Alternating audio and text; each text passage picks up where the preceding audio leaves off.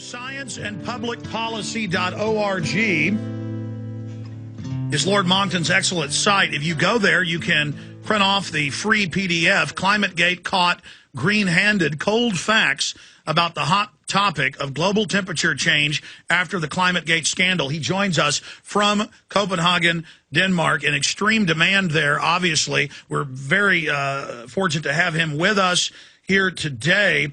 And Lord Monkton, again, there's so many subjects to talk about. I want to get into the leaked treaty that you went and demanded and were able to get, the latest leaked information with the Danish text that has the third world figuring out they're being bamboozled and defrauded by this gaggle of scam artists.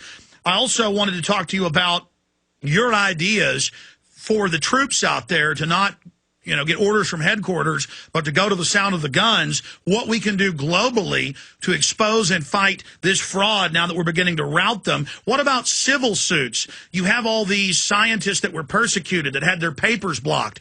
You have these scientific journals that were intimidated. That right there is a serious civil matter trying to destroy people's careers. Couldn't civil suits by parties defrauded or taxpayers around the world being defrauded by this lie? Isn't everyone in the world a plaintiff to sue the United Nations, to sue East Anglia, to sue the EPA, to sue Goddard Climate Center? I mean, your take on that, Lord Monkton? Right. I think that, of course, anyone has the right to sue, but what you need to do is be very careful to use the proper procedures. And the first thing is that we're dealing here with a criminal rather than a civil matter. These people have committed crime, serious, imprisonable offences. You would call them felonies rather than misdemeanors. These are crimes for which you can go to prison and should go to prison if you commit them for a very, very long time, particularly in view of the effect that these crimes are already having on poor people around the world who are being killed in large numbers by starvation as a result of policy of Western nations, including the United States, to take, in the case of the United States, 1/3 of its agricultural land out from growing food for people who need it and into growing totally unnecessary biofuels for clunkers that don't. Result, a doubling of world food prices in the last 2 years. Result, starvation. Take Haiti, where they live on mud pies made with real mud, costing 3 cents each, pinch of butter, pinch of salt. You take the mud, you mash it all up, lay it out in the sun to dry for 6 hours, and sell it to your neighbour for 3 cents. That's what they're living on, or rather dying on, in Haiti now. I was telling this story last year to a conference of government and opposition representatives in Madrid, and a lady in the front row burst into tears, and I said, I'm sorry to have offended you, but it is a rather terrible thing that's happening. She said, I've just come back from Haiti. Now, because of the doubling of world food prices, they can't even afford the price of a mud pie, and they're dying of starvation all over the place, she said. And she was heartbroken.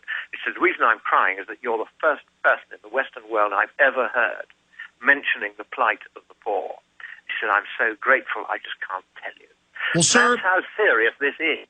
These people, by their scientific fraud and the financial fraud, they're profiting enormously. One of the documents from this series of leaked documents is the complete financial account of the climate research unit, how much grants they've had and how vastly the amount of grants have increased since they began peddling this scientific fraud. And they're working with oil companies. While people die of starvation in a dozen regions of the world, and there are food riots in those regions too, hardly ever reported in any major Western news medium. It is a scandal of the worst proportion. Our own fellow creatures are being killed by starvation because these people have lied and made up the science and hidden it so that nobody else could check. Sir, it doesn't get worse than that. Going back to the question I forgot to repose at the start of the break, is this the greatest scientific fraud in history, A? And then B, we also now have in the emails where they're meeting with Dutch Royal Shell, with BP, with Siemens, and others saying, oh, they're part of our agenda. This is only part of our takeover. This is so wonderful. Can you speak to this? Is this the biggest fraud, scientific fraud in history, A? And B, the collusion of Fortune 100 companies in this scam? Right. Let's start with that first question. It follows from my last answer that a fraud on an international scale, which has already killed millions by starvation, is the worst fraud you could ever possibly commit. because our fellow human beings are dying in large numbers because of this fraud. It doesn't get worse than that. And then we come on to your second question. Just remind me of what that was, and I'll deal with it. The oil companies and other major corporations feverishly working with the climate scammers. That's right. This is because they've become so frightened of the united front that the world's governing class has put up, saying we are going to peddle this climate nonsense regardless of whether it's true, that they've decided, I think cravenly, and I've told many of them so, that they'd better just give in and go along with it and try and make as much money as they can out of it. I think it's disgraceful, and I think their shareholders, there is a case for a civil suit, shareholders of companies who have done deals of this kind with the fraudsters at the UN and among the politicians and among the scientists, they do deserve to be sued by their shareholders for not protecting the best interests of shareholders, as every director of a major corporation is required by law to do. So I think that is indeed a disgrace. But what I'd like to do, if I may, is to turn to what is in this draft treaty about the amount of money that they want to take from you. And sir, let me stop you. Let me stop you briefly. For those that don't know, and I've been searching every hour and checking during the breaks, you are the only person, and you first, several months ago, ferreted out the secret draft. Perhaps you can remind us how you were able to get that.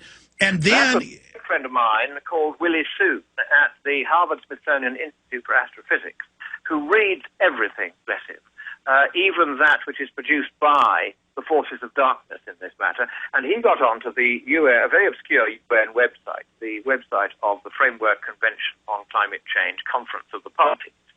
And he found what said it was a note by the Secretariat, but he noticed it was a much too large file just to be a note.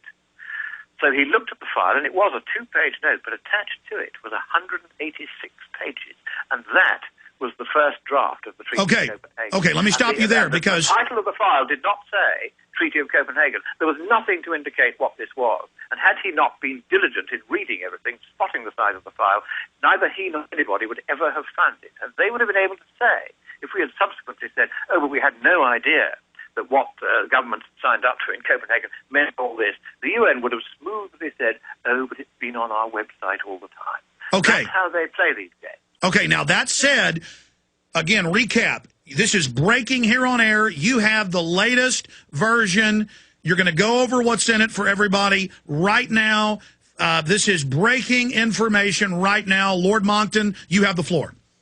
Now, what I'm going to do is to give you just that bit of the treaty which talks of part of the financial arrangement. I have never seen a treaty as expensive as this one for the West. It's only the West that's going to pay. All the third world countries have been bought, so they will sign this treaty because they think they're going to get money out of it. But it's going to cost the West a fortune. Here's what it says.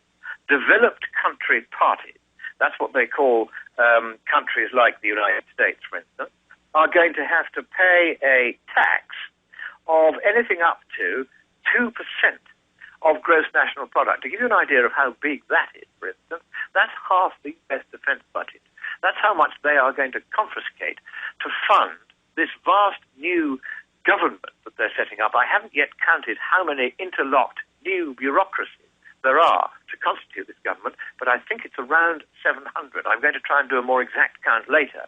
Then they're going to be levied on their greenhouse gas emissions.